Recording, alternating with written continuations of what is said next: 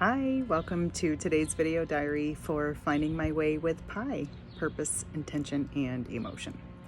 I am Pi, and today I am feeling grateful, I'm feeling content, I'm feeling hopeful, I'm feeling a lot of positive emotions, and thinking about why that is.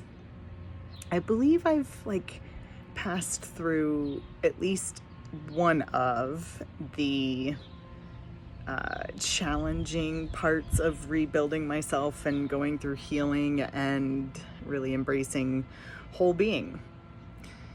Because what is whole being? Whole being is all of us, and we all have little bits of dark in us, which can be hurts from the past or present. And just parts of ourselves that are hard, right? And we all also have light, things that we love, that we, where we're blessed, the good parts from our story and from our lives. But we can't be whole without the light and the dark. And the light and the dark speak to each other and have an interplay. Also, it's part of the process. Think about it. When you turn out a light or blow out a candle, the darkness comes. It has its own process. And then when you relight the candle or you turn the light back on, then the light comes and the dark recedes. And the light has its own process. It's all a cycle. The yin and the yang, if you will. And so that's what it means for whole being, and that's the process that I've been going through. And right now I'm in the process of the light part of it, and it's very neat. I am discovering some of the light parts of my past, and I want to spend a minute just to reflect on what I'm finding wondrous for me right now is seeing the influence and the significance and the impact that my grandparents had in my life. We called my grandpa Dada. I called my grandmother Mimi.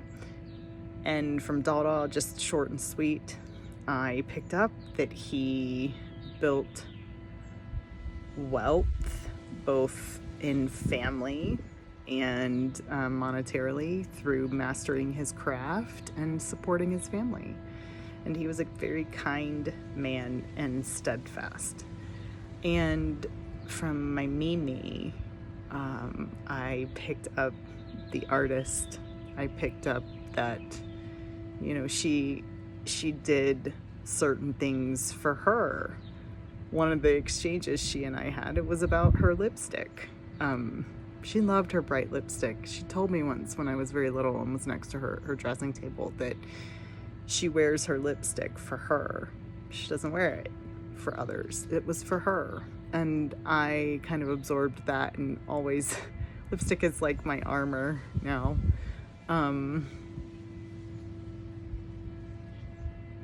But, also the hummingbird from Mimi, there are parts about the hummingbird that it brings things out from hiding in a humorous way. There's a story that we have, we say, hey, look, a hummingbird. We were sitting at the dinner table one night, and there were hummingbird feeders outside of the windows at the dining room table. And I was young. I think I don't know, 9 years old or so, and we had, I think it was strawberry shortcake or some type of cobbler where there was sweet syrup left on the dessert plate when you finished your dessert. And Mimi says, look, a hummingbird, pointing out the window, and the whole family goes, ooh, and turns to look. You've probably heard me tell the story already before, is how impactful it was. When we all turned back around from looking for the hummingbird, which we never found, by the way, I don't think there really was one there that moment, we turn back around and there's Mimi licking the sweet juices off of her dessert plate. And this is lore for our family. We always say, look, a hummingbird, look, a hummingbird. Listen, licking your dessert plate is the farthest thing from table manners. Okay, maybe not farthest, but it's not proper table manners. And we were raised with table manners, and Mimi was an enforcer of table manners, so to speak. And so the fact that she did that just embraced a humanness and added humor. We all laughed. It's wonderful. I have a painting of a hummingbird that my daughter gave me in honor of Mimi in our dining room, and it gets good use in our family. We always say, look, a hummingbird, and we'll lick our plates. But Mimi gave me humor. She gave me, Mimi and Dada. I get a lot of my confidence and conviction, I think, from some of their influence. Certainly from others in my life as well, but most recently spent time reflecting on my relationships with them and the influence that they had on my life. And I'm learning, my Mimi was an artist. She was an oil painter. And I think I learned a lot of art from her and how to spend time with your craft. Like Dada, she also mastered her craft. And I gain deep satisfaction personally when I master my craft. And right now, my craft is painting with emotion. That is what it feels like, that it is partially an art. It is something that requires a connection to our spiritual selves and our hearts. And it can be different for everyone how you connect to that. But it's certainly spiritual and heartfelt. And that's my craft. And I'm finding deep satisfaction in mastering my craft and being an artist in that regard. So I think that discovering the light part of this process and going through the light part of this process, I've been going through reviewing my life story and understanding the different pieces and parts that I've got from others. The dark parts and the light parts, they're so significant and important, all of them for whole being. And I'm grateful.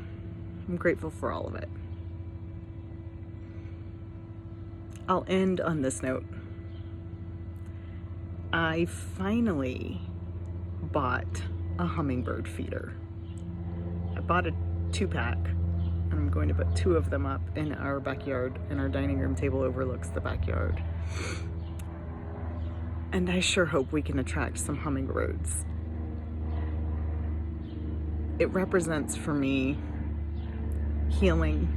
It represents for me bringing things out of hiding, allowing a process to happen, allowing an unfolding to happen, allowing the growth to happen, and an acceptance of self and whole being.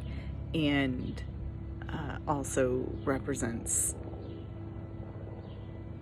love and kindness and acceptance. And I can't wait until they get here. So that's what I'm thinking about today. Thanks for being with me on this journey. I'm so glad you're here, and I hope this helps you too. I'll see you tomorrow. Bye.